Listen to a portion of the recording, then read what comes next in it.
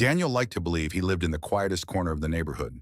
His modest two-story home sat tucked behind a row of maples, the kind of house no one paid much attention to. After months of hesitation, he finally installed solar panels on the roof, a decision that felt both practical and hopeful, a way of investing in a future he could be proud of. The envelope arrived 3 days later. It was slipped neatly into his mailbox, stamped with the logo of the Homeowners Association. At first glance, it seemed routine, another newsletter or community notice. But as his eyes moved down the page, a chill crept over him. Notice of violation, installation of unauthorized solar panels. Remove immediately or face fines of $100 per day. Daniel reread the lines until the words blurred. Unauthorized. He had checked the bylaws, combed through every regulation. There was nothing prohibiting renewable energy systems. Still, the HOA letter was final, its tone sharp, almost accusatory. He told himself it had to be a clerical mistake. That evening, he called the number listed at the bottom. "Good evening," Daniel said, voice tight. "This is about a notice I received today." "I think there's been a mix-up." A woman on the other end replied curtly. "There's no mistake. Solar panels are not permitted. You'll need to comply or face penalties." "But the guidelines," he began. "Sir, this is not up for debate," she cut in before hanging up. Daniel stood in his kitchen, phone still pressed against his ear, staring at the letter spread across the counter. The days that followed grew heavier. Each morning, another notice arrived. The fines now climbing, the wording harsher. His mailbox became a source of dread, the neat white envelopes carrying threats that felt strangely personal. Neighbors avoided his gaze as they walked past.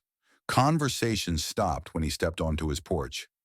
Something in the air had shifted, as though invisible lines had been drawn, and Daniel was already on the wrong side. And for the first time he wondered, was this really about the panels at all? The letters didn't stop.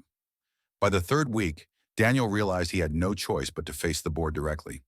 The notice for the next HOA meeting was pinned on the community bulletin, neat black letters announcing Tuesday 7 p.m. Clubhouse. The room smelled faintly of disinfectant and stale coffee.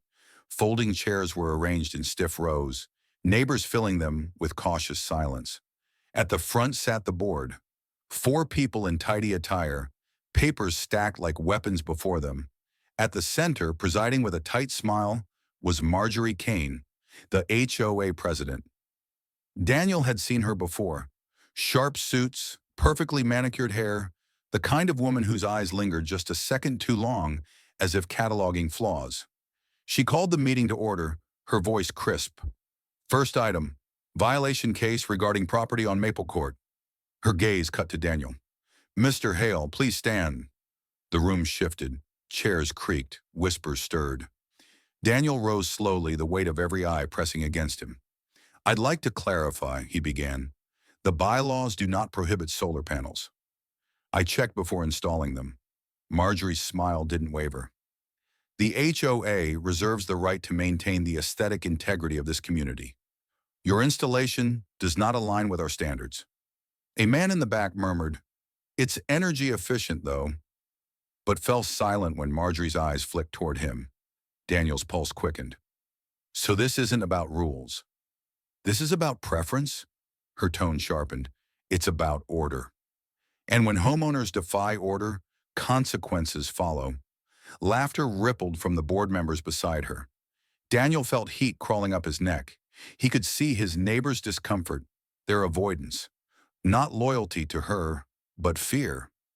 Then as the meeting closed, a faint voice reached him. An elderly woman brushing past whispered, "She hated your wife."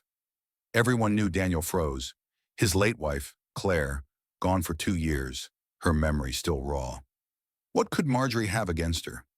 He left the meeting with more questions than answers. The panels were only the surface. The hostility, the fines, the public humiliation. They were pieces of something older, sharper, festering just beneath the polished veneer of the HOA. And as the fines escalated, Daniel would soon discover how far Marjorie was willing to go. The weeks blurred together in a haze of letters, threats, and mounting numbers. What began as $100 a day had spiraled into thousands. The latest notice bore a chilling line. Failure to comply may result in foreclosure proceedings. Daniel sat at his kitchen table, the stack of envelopes spread like evidence of a crime. His hands trembled as he tried to calculate the totals. The weight of it pressed on his chest, each figure another nail in a coffin he hadn't agreed to build. At night, the house no longer felt safe. He would wake to silence, then swear he heard Claire's voice in the next room, soft, reproachful, like she was reminding him of a truth he couldn't grasp. Her absence hollowed the walls, turning memory into both comfort and torment. One sleepless night, Daniel dug through public records, desperate for answers. What he found left him cold. Contracts showing the HOA had exclusive deals with certain vendors. Marjorie's signature tied to payments that looked suspiciously like kickbacks. Landscaping fees doubled for some homes, waived for others. Fines forgiven when it suited her, magnified when it didn't. It wasn't just rules. It was control, wielded like a weapon. The next morning he approached a neighbor, Mrs. Torres, whose eyes darted nervously as he spoke. "She's been targeting me," Daniel said quietly. "I can prove it." Her voice barely rose above a whisper. "You're not the first." But no one fights her. Not for long, Daniel felt something shift inside him. Anger mixed with clarity. For weeks he'd questioned his sanity, wondering if grief had made him paranoid. But the documents were real. The whispers were real. And if Marjorie's vendetta against him was tied to Claire, then this wasn't just about money or power. It was personal. For the first time, Daniel understood. He wasn't simply fighting for his panels. He was fighting for the truth buried beneath Marjorie's polished smile, and the only way forward was confrontation.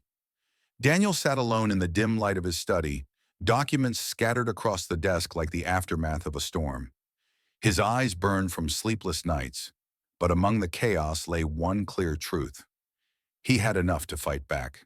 His hand hovered over the phone. Doubt gnawed at him. What if no one believed him? What if Marjorie found a way to twist this too? Then in the silence he thought of Claire. Her voice, imagined but steady, seemed to whisper, "Do it." Daniel dialed. "State Energy Commission, how may I direct your call?" Within minutes he was speaking with an investigator. His words spilled out. The violations, the fines, the documents tying Marjorie to corruption. Each sentence lifted a weight, each detail turning his fear into resolve. Days later, the commission arrived. Inspectors moved through the neighborhood, clipboards in hand, their presence impossible to ignore. The board's polished facade cracked quickly, and whispers spread faster than Marjorie could silence them. That evening, Marjorie appeared at Daniel's door. Her smile was brittle. "You could have handled this quietly," she said. Daniel met her eyes. "You left me no choice." Her voice dropped, venom slipping through. "Do you really think this clears you?" "I knew your wife better than you did." The words hit like a blade, but Daniel didn't flinch. For the first time, he saw her clearly. Not powerful, just desperate. And he realized her grip on him was gone. The fallout was swift. Within weeks, the state's investigation forced the HOA board to dissolve, its records laid bare. Neighbors who had once kept silent now spoke openly, their voices no longer chained by fear. Marjorie faced lawsuits, her empire of control unraveling under the weight of her own deceit. Yet victory carried shadows. Daniel stood in his yard, the solar panels gleaming in the morning sun, a symbol of resilience, but also a reminder of the battle that had scarred him. At night, he still heard echoes of Claire, her memory stitched into every decision he made. The truth had been exposed, justice delivered, but peace remained fragile. Daniel understood now. The real fight was never about panels. It was about dignity, about reclaiming the life Marjorie had tried to strip from him. And in that quiet strength, he finally felt free.